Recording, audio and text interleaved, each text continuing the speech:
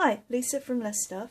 I'm going to talk you through the first part of making a sourdough loaf. It's kind of a reminder to myself as well because I seem to have it okay at the moment, but it's a dark art. Right, this is the starter. This lives in the fridge, and every now and then I put in, say, a tablespoon of flour and a tablespoon of water. It seems to like water that's been sitting for a while, so it doesn't like it straight out of the tap.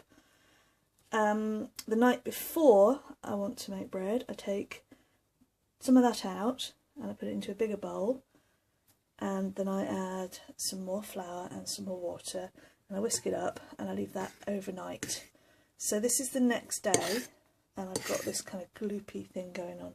Right, there's various tests you can do to see if this is ready, including floating it, but I haven't managed to get that working. So this looks sticky and ooky enough really for me to go ahead with it. So in here goes some strong white flour and some wholemeal flour, and I'm just, when I put the camera down, because I need two hands, I'm just going to mix it up roughly and get it into one ball, and then I'm going to let it sit for 20 minutes and then I'm going to add the salt to it, and I'll do another video about how I stretch and fold it, but this is just to kind of mix the thing up job.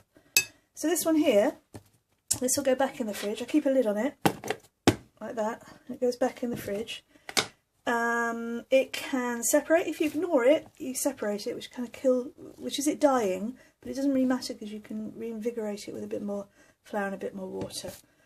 You're looking for something a little bit like that to be viable, and if you get loads of it, you can give it away, or you can make pancakes out of it. I will put the recipe somewhere on the blog, or maybe in the comments, see how I feel. But this is the first stage.